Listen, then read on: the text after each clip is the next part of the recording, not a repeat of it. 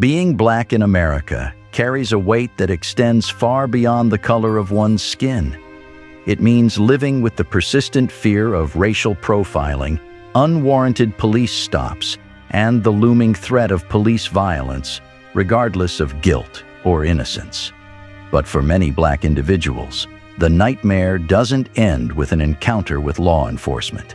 It extends into a cruel and unforgiving system that has unjustly stripped them of their freedom and shattered their lives. Despite the progress made in civil rights and social justice movements, an alarming number of black individuals have found themselves entangled in a web of injustice, wrongfully convicted and sentenced to serve time for crimes they did not commit. The scale of this issue is staggering, as innocent black lives continue to be sacrificed within a justice system that seems, at times, to disregard their rights and humanity. This profound injustice takes many forms, from the lack of access to adequate legal representation to systemic biases that permeate every stage of the criminal justice process. This means facing a justice system where being black can result in disproportionately harsh sentences, life imprisonment, or even the death penalty for crimes they did not commit, regardless of the evidence, their alibis, or their pleas of innocence. Throughout this video, we will shed light on the heartbreaking stories of those who have fallen victim to a broken system. We will uncover the painful and often infuriating narratives of black individuals who, despite their innocence, found themselves condemned by a society that was supposed to protect them. These stories are not isolated incidents. They represent a broader pattern of racial bias and injustice that continues to plague the United States.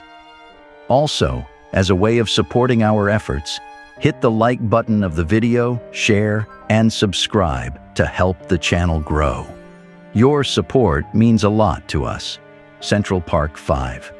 When Trisha Mealy's body was discovered in New York City's Central Park early in the morning on April 20th, 1989, she had been so badly beaten and repeatedly defiled that she remained in a coma for nearly 2 weeks and retained no memory of the attack.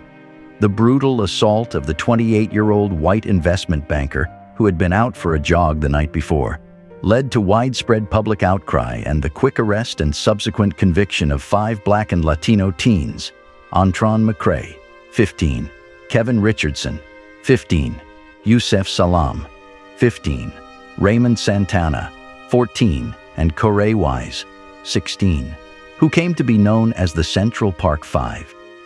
The attack ignited a media firestorm, highlighting racial tensions in the city and playing into preconceived notions about African American youth. When the 5 former teens convicted in the case were finally exonerated, many community leaders decried the miscarriage of justice that sent the Central Park 5 to prison. The case became a flashpoint for illustrating racial disparities in sentencing and the iniquities at the heart of the criminal justice system. Mealy's defilement and attack was so severe, she lost 75% of her blood, suffering a severe skull fracture among other injuries. With the attack occurring during a particularly violent era in New York City, 1,896 homicides, a record at the time, took place a year earlier in 1988. Police officers were quick to find somewhere to point the blame. Richardson and Santana, both part of the alleged Wolf Pack, were arrested for unlawful assembly on April 19th, before police learned of the joggers' attack. They were detained for hours before their parents were eventually called. Mealy was found early the next morning while the teens were still at the precinct, and a link was made. Corey, Salam, and McCray were soon brought in for questioning. Perhaps the most heartbreaking part of this story is how these boys were tricked and pressured into confessing to a crime they didn't commit. They were questioned for hours without lawyers or their parents present, and eventually they said what the police wanted to hear. Those false confessions played a big role in their convictions. According to Salam, they were deprived of food, drink, or sleep for more than 24 hours, to coerce them into confessing to the crime.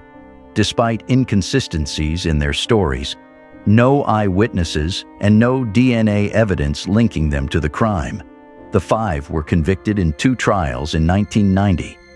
McCrae, Salam, and Santana were found guilty of sexual abuse, assault, robbery, and riot. Richardson was found guilty of attempted murder, sexual abuse, assault, and robbery. Corey was found guilty of sexual abuse, assault, and riot. They spent between 6 and 13 years behind bars. In 2002, a convicted serial rapist and murderer already serving time confessed to the Melee attack. Matias Reyes was a positive DNA match to evidence found at the crime scene. On December 19, 2002, a New York Supreme Court justice vacated the convictions of the 5 previously accused men. In 2003, the Central Park Five filed a civil lawsuit against New York City for malicious prosecution, racial discrimination, and emotional distress. City officials fought the case for more than a decade, before finally settling for $41 million. Thomas McGowan served nearly 23 years in Texas prison for a sexual abuse charge he didn't commit, before DNA testing proved his innocence and led to his release in 2008. Like many wrongful convictions later overturned by DNA testing, McGowan's conviction rested in part on an eyewitness misidentification in a faulty lineup. Around noon on May 7, 1985, a woman returned to her Richardson, Texas, home to find her television on the floor and pry marks on the door. Seconds later, she was assaulted by an African-American man who beat her severely and threatened her with a knife. He forced her to undress and tied a robe around her face and mouth. He put a work glove on his right hand, apparently to avoid leaving fingerprints, and tied her hands with the belt he had been wearing. He then abused the victim, drank a beer from the refrigerator, and fled the house. The victim called the police, who responded to the scene. She was transported to a local hospital, where a doctor treated her and collected swabs of semen found on her body. The victim described the perpetrator to police as an African-American man, about 5'8", tall, with a mustache. At the police station on the day after the crime, officers first arranged a live lineup with 3 possible suspects and 3 fillers. The victim did not identify anyone. 10 days later, she viewed a highly unusual photo lineup with 7 pictures. 3 of the photos were black and white photocopies of photographs. Of the 4 color photographs, all were mug shots with the defendant holding a booking placard. 1 placard said Garland Police Department, and 3 said Richardson Police Department. Since the crime happened in Richardson, the 3 photos with Richardson placards suggested that these 3 men had been arrested in Richardson. McGowan was pictured in one of these 3 photos. His photo was in the system because of a minor traffic violation. The victim said she thought he was the perpetrator, but the police officer administering the lineup told her, "You have to be sure, yes or no." After the officer's instructions, the victim said McGowan was definitely the man who attacked her. When she testified in court, the victim recounted the officer's instructions. He said, "If I was going to say it was somebody, if I was going to say it was that picture, I had to be sure." He said, "I couldn't think it was him." He said, "I had to make a positive ID. I had to say yes or no." She also testified that the photocopied images stood out as different from the rest of the group. Her identification would be the central evidence against McGowan at his trial. McGowan faced 2 separate trials connected to this incident. On December 4, 1985, he was convicted of burglary, and on March 7, 1986, he was convicted of sexual assault. He received 2 consecutive life sentences. McGowan appealed his convictions, arguing that an inadmissible argument was made by the prosecution during closing arguments and that testimony designed to bolster the eyewitness identification was improperly admitted. This appeal was denied. He sought the assistance of the Innocence Project and his case was accepted in 2007. The Dallas County District Attorney's Office assisted Innocence Project attorneys in securing the biological evidence and moved quickly to approve DNA testing. In 2008, DNA test results showed that the sperm cells collected from the victim's body during her hospital examination could not have come from Thomas McGowan or the victim's boyfriend. McGowan was released from prison on April 16, 2008, and the Texas Court of Criminal Appeals granted his writ of habeas corpus on June 11, 2008, making his exoneration official. He had served 23 years in prison for a crime he didn't commit. He was awarded over $1.8 million in state compensation and a monthly annuity of $9,600. Dix Moore 5. The story of the Dix Moore 5 is a tragic and infuriating example of a miscarriage of justice in America's criminal justice system. These 5 young African-American men, Robert Taylor, Jonathan Barr, James Harden, Robert Lee Veal, and Shane Sharp, were just teenagers when they were falsely accused and wrongfully convicted of the abuse and murder of 14-year-old Kateresa Matthews in Dix Moore, Illinois, in November 1991. What makes this case particularly disturbing is how these young boys were coerced into confessing to a crime they did not commit. Under the intense pressure of interrogations, 3 of them gave false confessions that ultimately led to the convictions of all 5. They later stated that they had been physically abused and threatened during these interrogations, with allegations of police misconduct and brutality that cannot be ignored. Adding to the injustice, one of the boys who confessed had an IQ of 56 and developmental disabilities, making him particularly vulnerable to coercion and manipulation. In a deeply troubling turn of events, 2 of the teens pleaded guilty and testified against the others in exchange for shorter sentences. These guilty pleas, now known to be false, haunted the case for years. The breakthrough in the Dix Moore 5 case came in 2011, when DNA tests conclusively linked semen found on Kateresa Matthews to another man, Willie Randolph. Randolph was a convicted sex offender who had recently been released on parole. This crucial evidence pointed to a different perpetrator entirely, further highlighting the grave injustice inflicted upon these young men. A lawsuit filed by the 5 men alleged that the police had withheld exculpatory evidence, including the DNA evidence, from their defense teams, a violation of their constitutional rights. As a result of mounting evidence of their innocence, their convictions were finally vacated on November 3, 2011, and those who had been wrongfully incarcerated were released from prison. The battle for justice did not end there. In 2014, the Dix Moore 5 reached a wrongful conviction settlement with the state of Illinois for a staggering $40 million. This settlement represented the largest wrongful conviction payout in the state's history. While no amount of money can truly compensate for the lost years and suffering these men endured, it was a significant step towards acknowledging the egregious errors made in their cases. Anglewood Cases. In November of 1994, the exposed body of a 30-year-old woman was found strangled to death behind a house in the Anglewood neighborhood of Chicago's South Side. 4 months later, a tip allegedly led police to investigate 5 teenagers in the murder. After intense interrogations, police said that all 5 had confessed to abuse and killing the woman, although there were major factual discrepancies in their statements. Semen was identified on samples collected from the victim's body, and an early form of DNA testing was conducted, excluding all 5 suspects as possible contributors. Despite this evidence, prosecutors went forward with trials. Based almost exclusively on the confessions, 3 of the men, Terrell Swift, Harold Richardson, and Michael Saunders, were convicted by a judge and sentenced to 30 to 40 years in prison.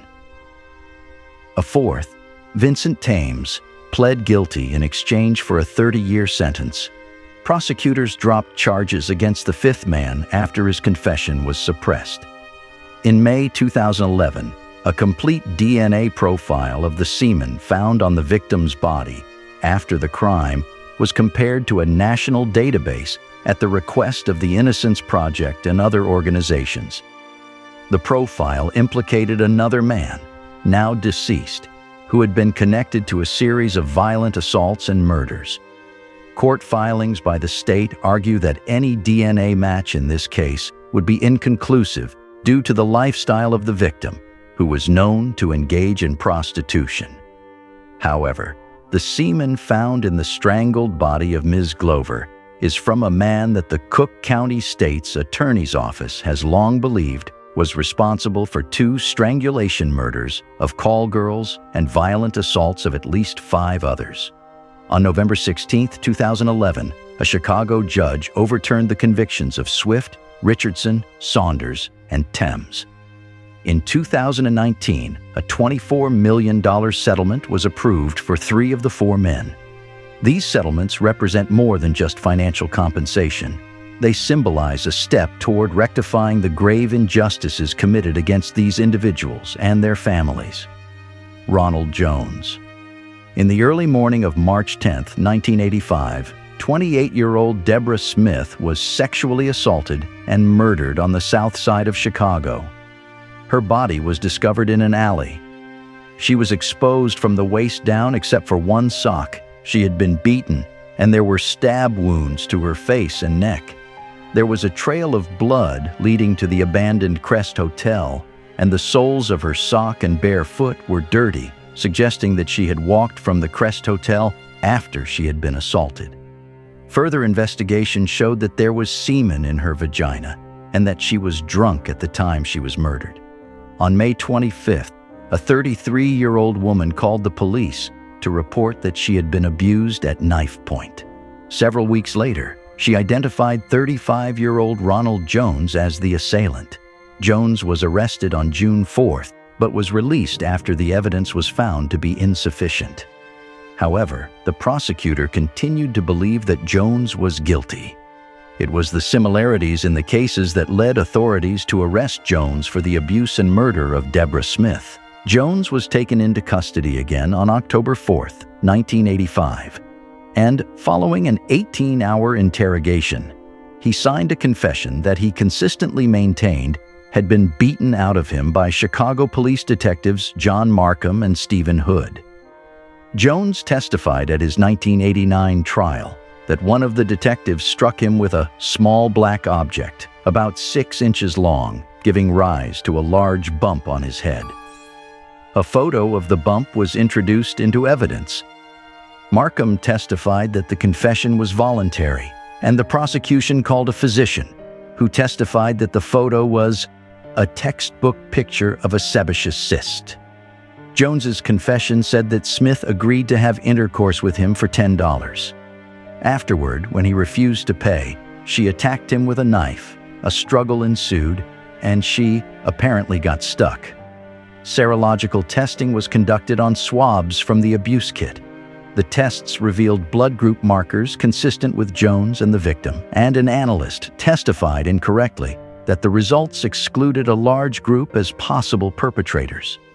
In fact, when the evidence being tested is a mixed stain of semen from the perpetrator and vaginal secretions from the victim, and testing does not detect blood group substances or enzymes foreign to the victim, no potential semen donor can be excluded because the victim's blood group markers could be masking the perpetrators. Under such circumstances, the failure to inform the jury that 100% of the male population could be included and that none can be excluded is highly misleading. RFLP DNA testing introduced at trial could not rule out Jones, but was inconclusive. Jones was convicted by the jury and sentenced to death by the judge. After the jury found Jones guilty, Judge Johnny Morrissey sentenced him to 60 years for aggravated sexual assault and to death for murder. The Illinois Supreme Court affirmed the conviction in 1993. In 1994, Jones sought DNA testing. Judge Morrissey refused to grant it, asking Jones's lawyer rhetorically, what issue could possibly be resolved by DNA testing? When his lawyer, Richard Cunningham, responded that prosecutors originally had contended Jones was the source of the semen recovered from the victim, Morrissey told him, "Save arguments like that for the press. They love it. I don't." The Supreme Court overturned Morrissey in 1995, allowing the testing.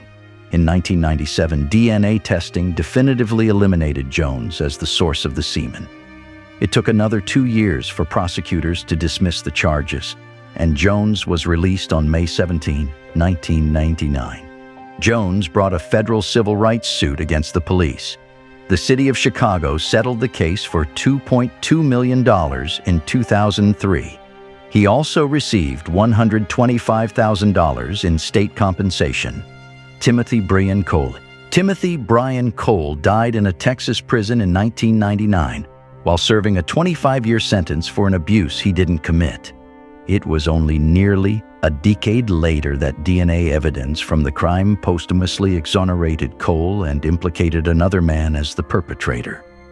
On March 24, 1985, 20-year-old Texas Tech student Michelle Murray Malone was parking her car in a church parking lot across from her dormitory in Lubbock, Texas, when an African-American man approached her and asked her to help him start his car with jumper cables. When she said she didn't have cables, the man reached in through her window and unlocked the door. The woman screamed and bit the man's thumb, but then noticed that he had a knife. Holding the knife to her throat, he forced her to lie down in the car while he moved into the driver's seat. He drove to a vacant field outside of town, where he forced her to perform oral intercourse and then abused her. The perpetrator then drove the car back to Lubbock, where he took $2 in cash, a ring and a watch from the victim, and left on foot. Malone then called police and reported the attack. Malone, who is white, described the perpetrator to police as a young African-American man with bug eyes, less than 6 feet tall, and wearing a yellow shirt and sandals, but didn't give many other details. She said the perpetrator had smoked cigarettes throughout the attack.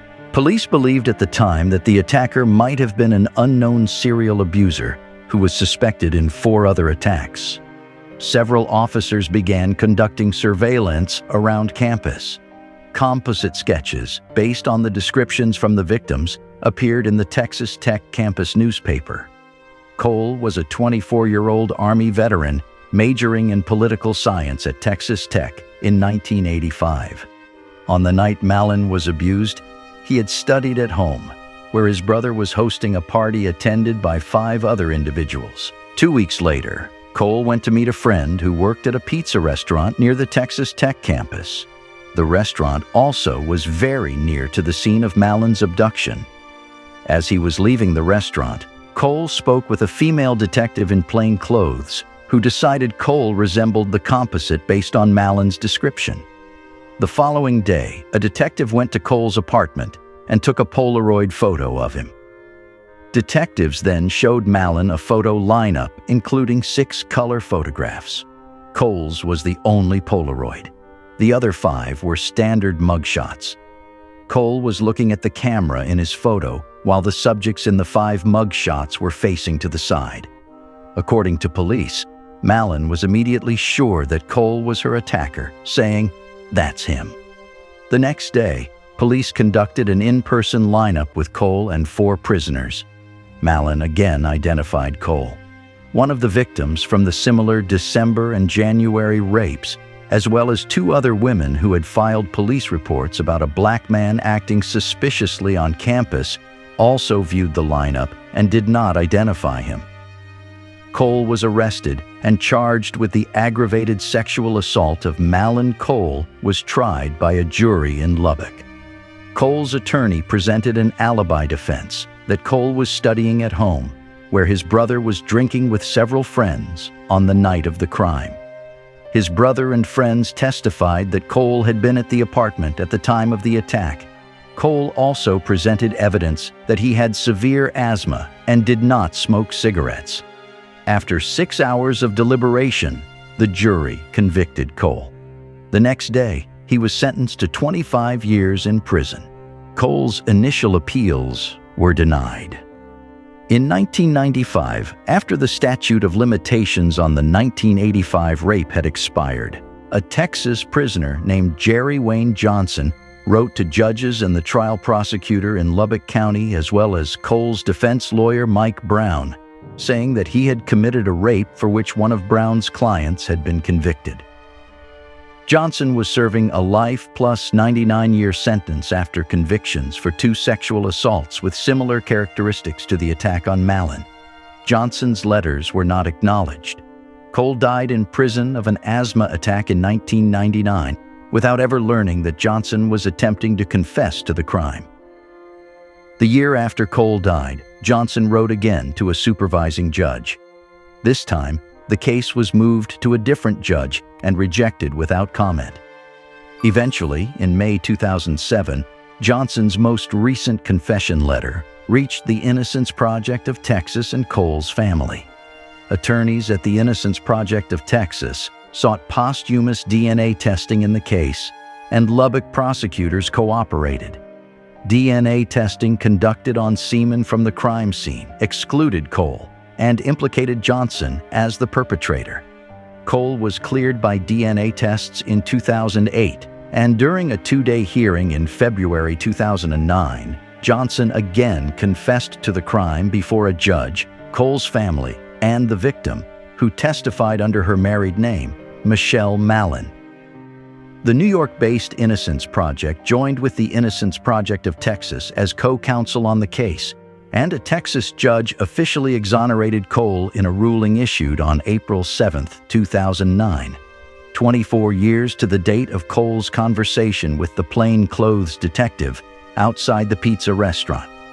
Soon after, the state of Texas passed the Timothy Cole Act, increasing compensation paid to exonerees to $80,000 per year served, expanding services offered to the exonerated after their release, and adding compensation for the family of an exoneree if cleared after death.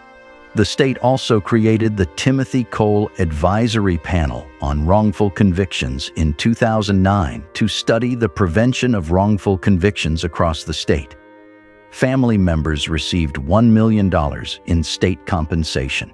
In 2014, a 13-foot bronze statue of Cole was dedicated in Lubbock, depicting a young Tim Cole looking toward the Texas Tech University Law School.